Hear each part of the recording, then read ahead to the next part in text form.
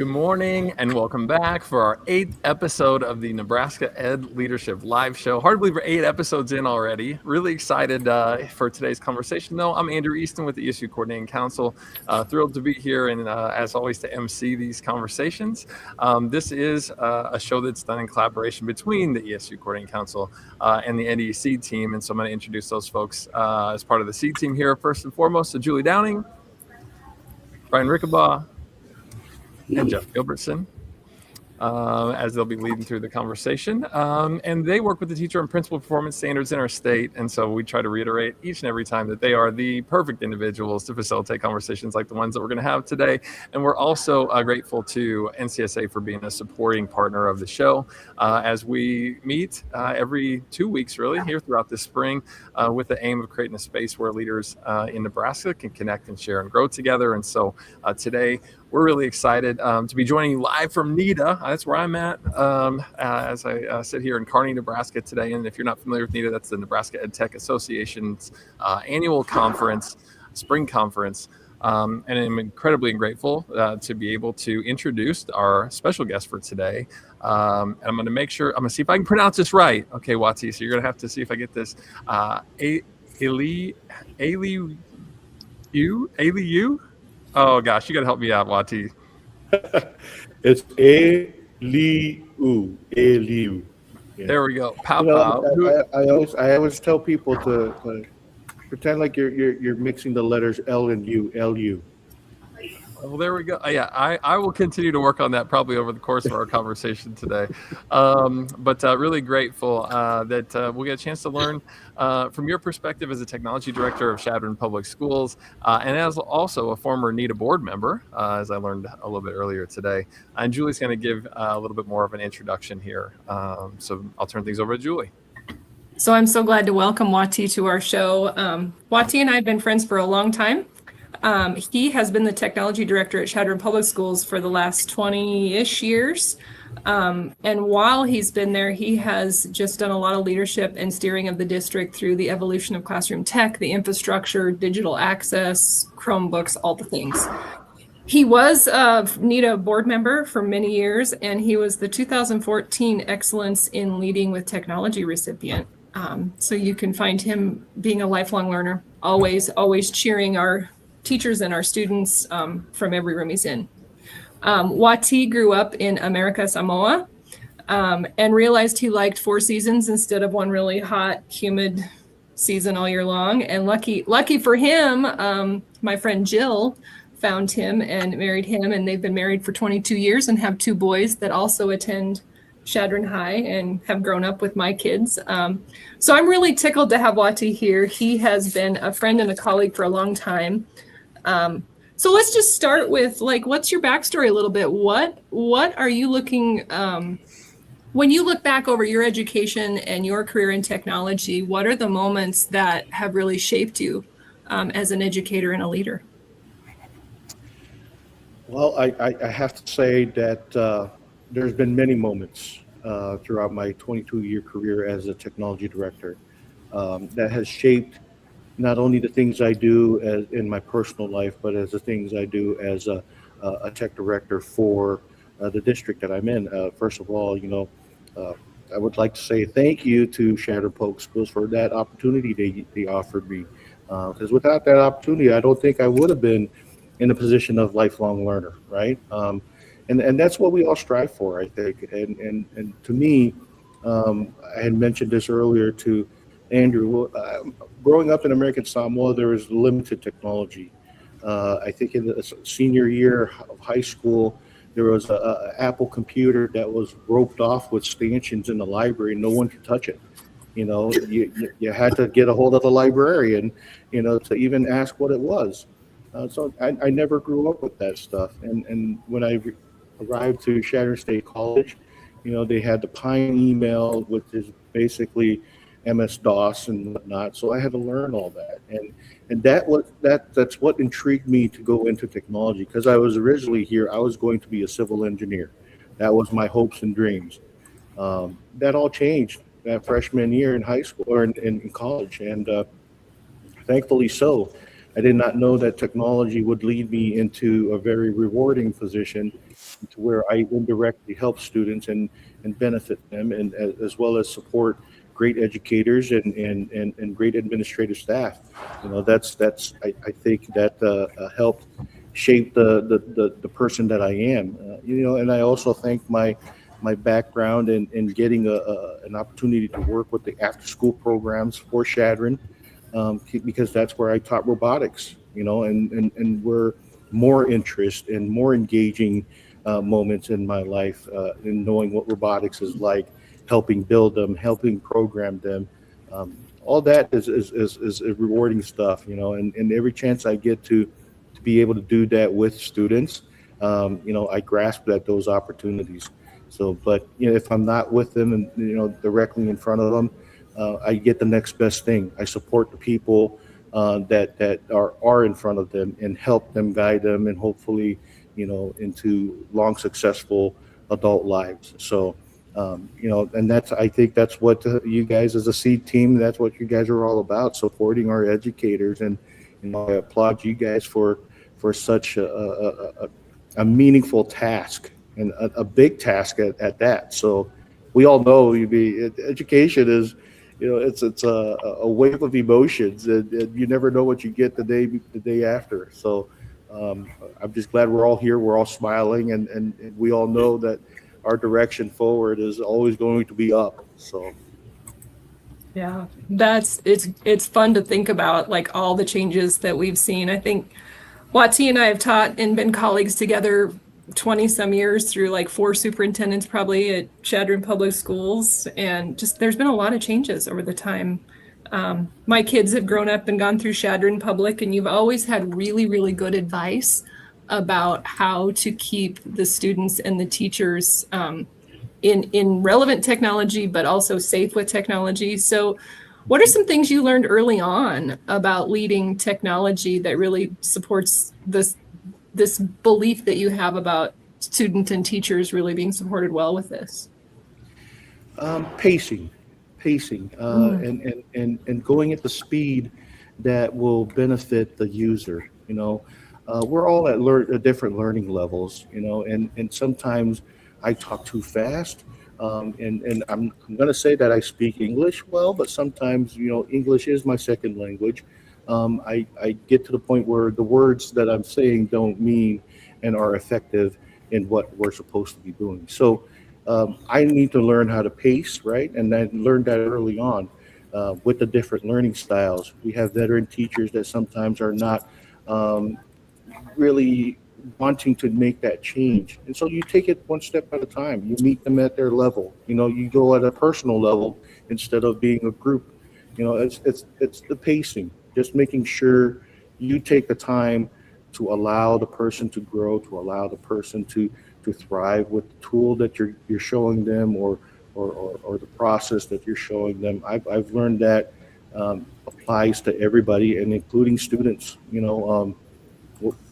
Us as educators, we try to go through the content as we can, and making sure that we're covering all of our standards and whatnot. But at the same time, we're missing a lot of our kiddos that don't learn at the same level as others, and so we have to learn how to come back, pace, and get and listen, and make sure that we're getting everybody aboard. So pacing is one of my greatest learning utilities that I keep in my tool bag. I first ask the teacher, well, what do you want to learn? What's your goal?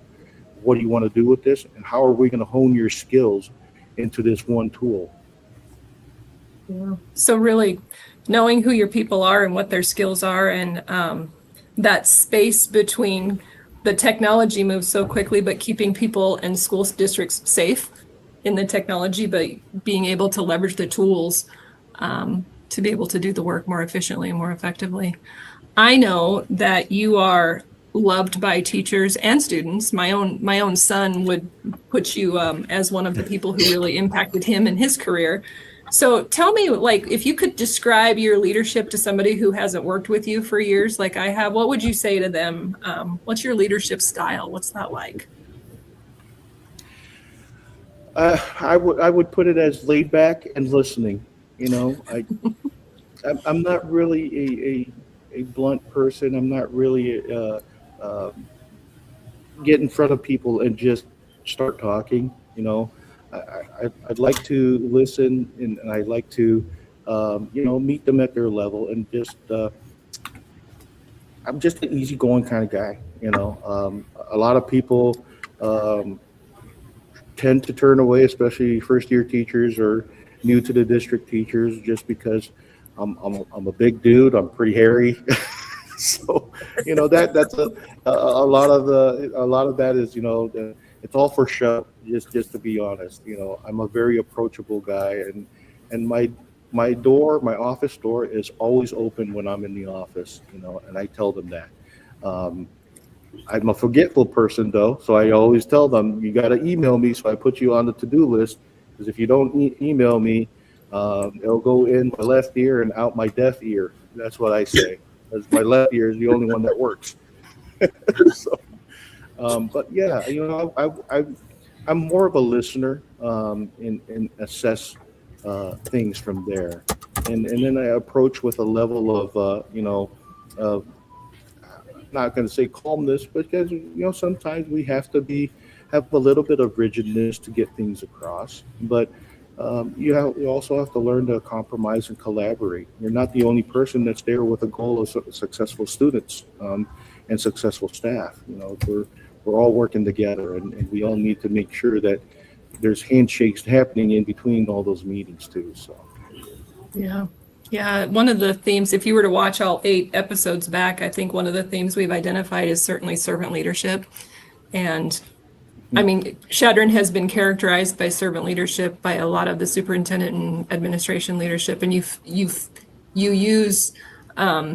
talk about it as being a listener and being approachable, but it certainly fits that theme that we've seen, that through line that we've seen. So, and that's how I would describe you. Wati is always available. He always takes your phone call. He's always helpful.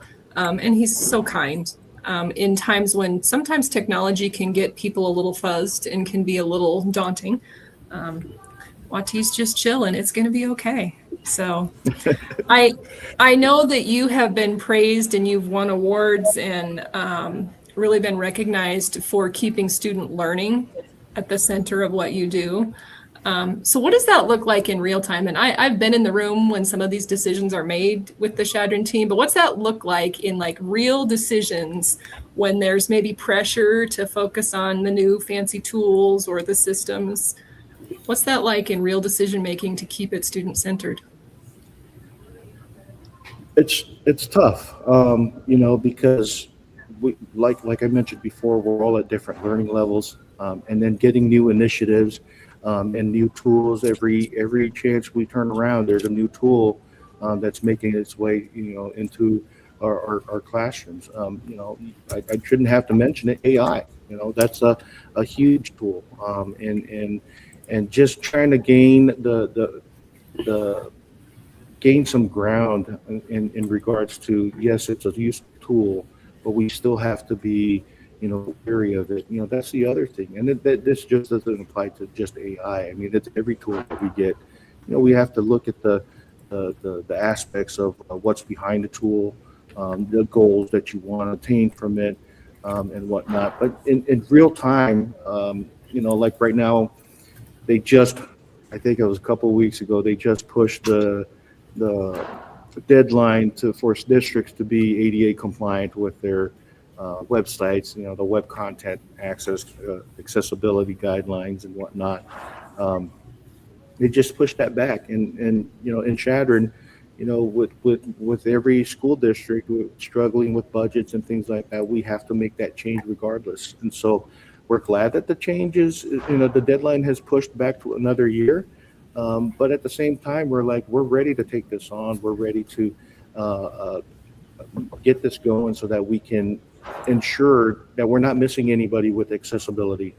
I was just in a couple of sessions yesterday from Emily Jacobs at Lincoln Public Schools. So if you're listening, Emily, thank you for going through that, because it really kind of opened my eyes. In regards to accessibility, it's not about them asking you for accessibility to the tools and the resources. It's about having it available right then and there so that they don't have to ask. And I think, that's a good mindset for all the tools that we need to have in place. We got to do the research, do the due diligence before we take it on. But we have to remember, is that tool going to serve everybody and not have to, you know, present it to them? It has to be available right out of the gates. So Sure. Andrew, I think you have something from one of our listeners. I do. Yeah. Grateful, and would remind everyone that we have the opportunity to connect with you live through the different platforms that you may be viewing this on. And so I'm going to go to this question from Dr. Polk, actually, where she talks about or asks that being an ed tech in K-12 over the years, what have you found to be the most challenging and maybe the most rewarding aspects of that work in your support of students? I think the most challenging part is reining in the correct tools to use with your students. I used to have the mentality, there's a tool for everything and let's use them all, right? Quickly realizing that using too many tools really outside of the track that you're trying to get on with your students. And so my advice there is to hone in and rein in your tools. Assess them, make sure they're affecting your goals directly, and then have supporting tools to attain that. And I think that's always been the challenge with every new teacher that we get. They come in, they have great ideas, and that's awesome.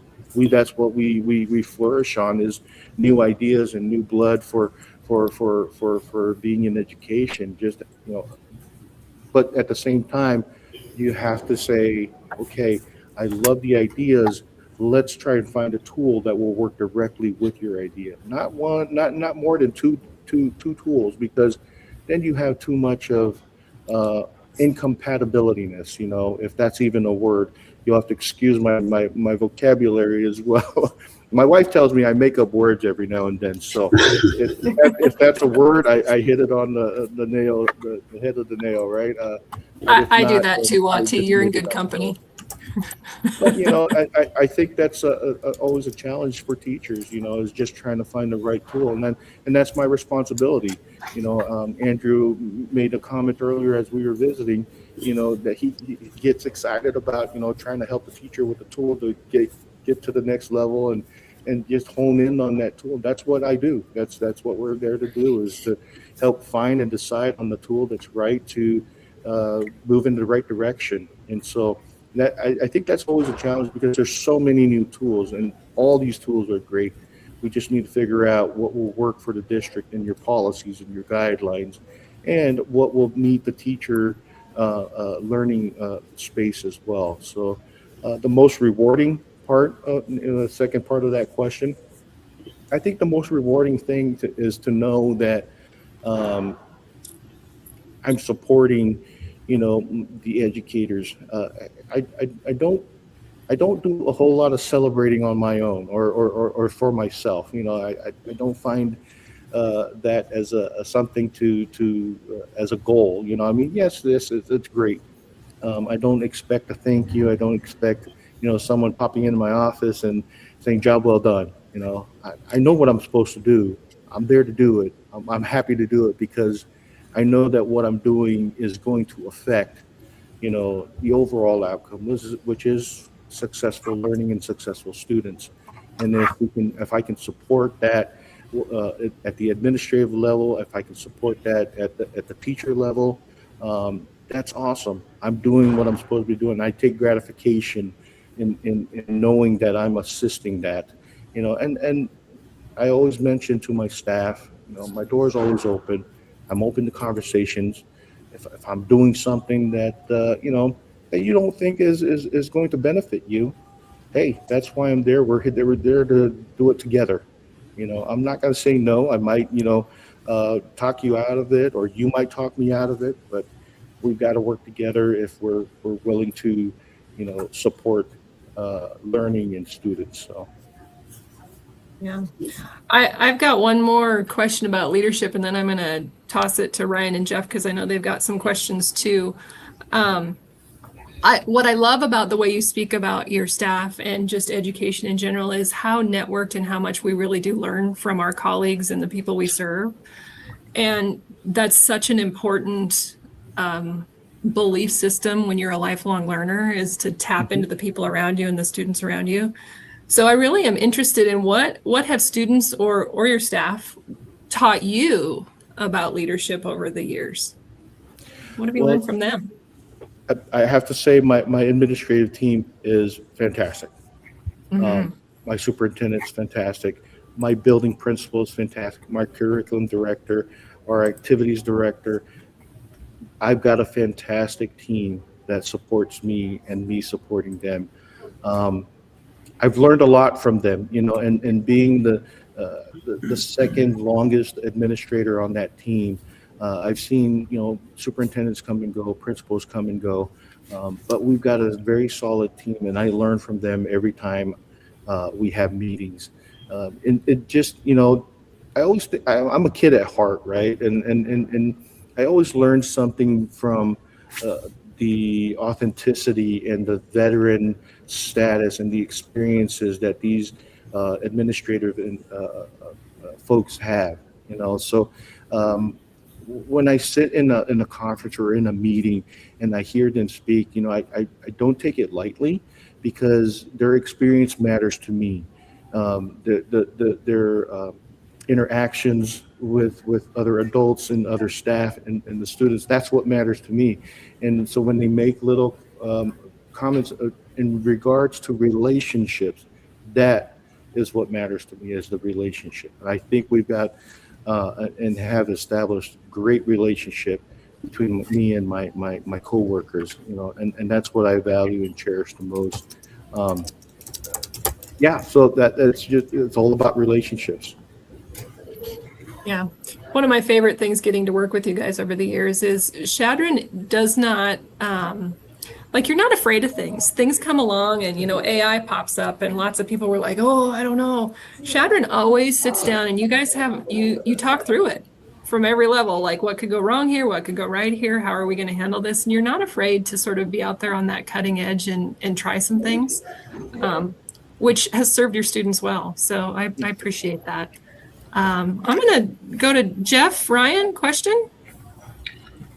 Sure. Thank you, Wati. It's so refreshing to hear you talk about people first before the technology side. So I don't think that's very common out there in the world. So I really want to applaud you for that. And thank you for being on the show today. My question is kind of a follow-up to the AI answer that you provided, but I wanted you to drill down a little deeper regarding your current role managing the technology with both strategy and infrastructure. How do you see AI fundamentally changing with your role in 10, 20, 30 years from now?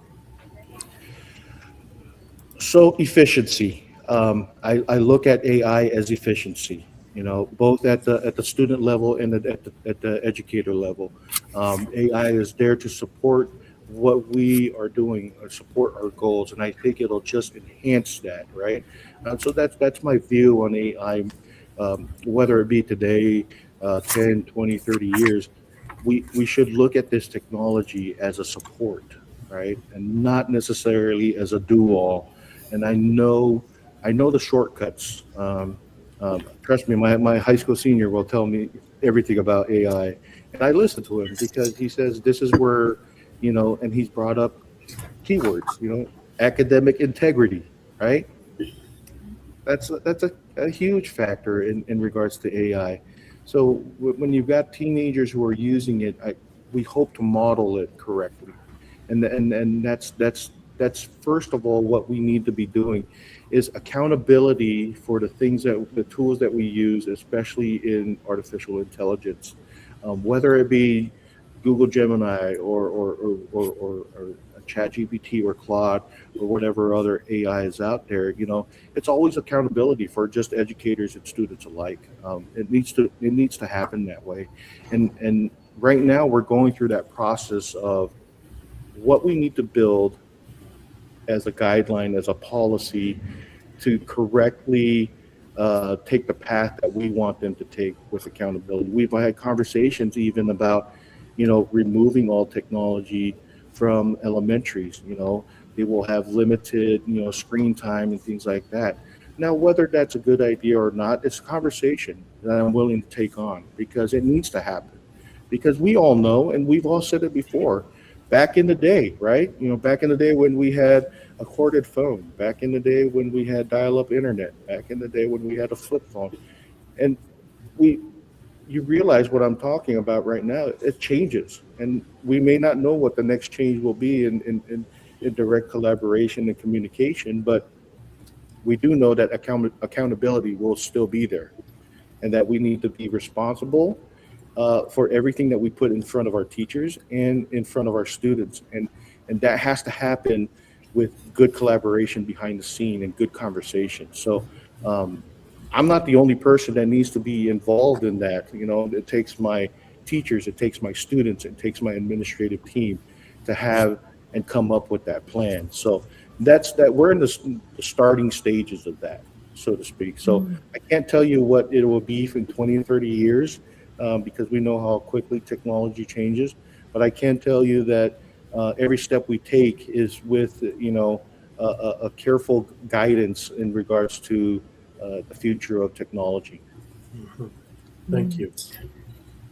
I just want to follow up, because you mentioned the question I was going to ask you, just with the trends. I don't know if it's a trend yet, but you're starting to hear more about, especially in the elementary levels, moving away from the screens, right, and back to the pencil paper.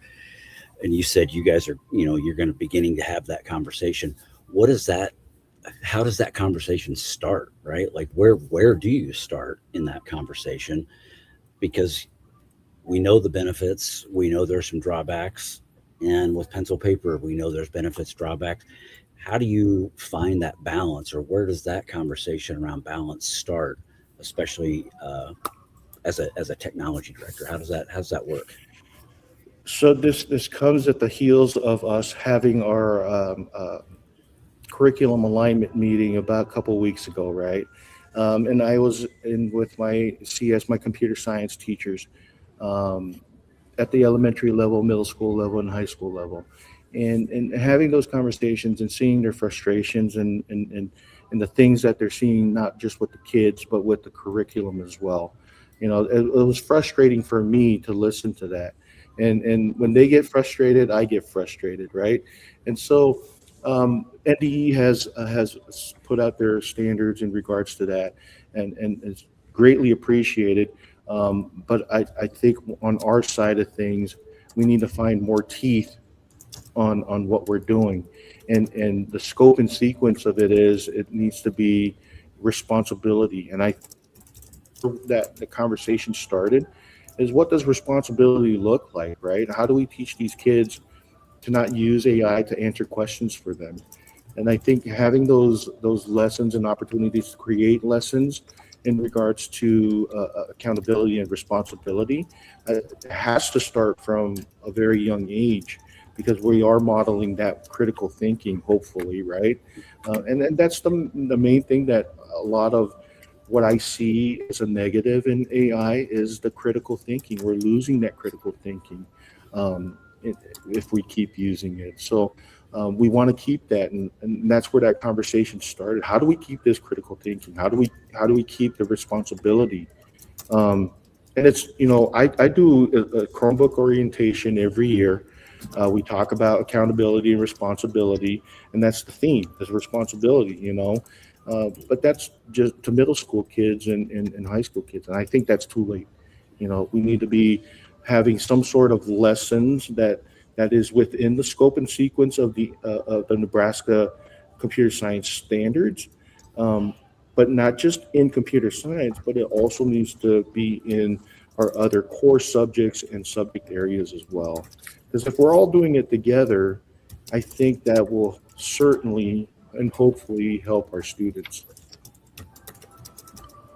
Great. Wati, speaking to so many things that I feel so passionately about when it comes to technology's role in teaching and learning. Gosh, whether it's the SAMR model or policies that we put in place, that there is intentionality that's been there longstanding with regards to how we evaluate technology and its implementation and the effectiveness with which it gets used. And so absolutely, right, those frameworks and evaluative tools can apply in the context of AI. And so I really appreciate hearing you advocate for that, and would encourage folks to reach out to folks like Wati and others across the state that have that kind of experience and understanding to support those implementations, because don't put me on this soapbox, but I'm just going to say those narratives are out there. And I think that you do have to drill down to the level that Ryan's questioning about here, right? Like, Correct. How is the technology being used, and what learning do kiddos have about how to leverage it for good and for the positive. So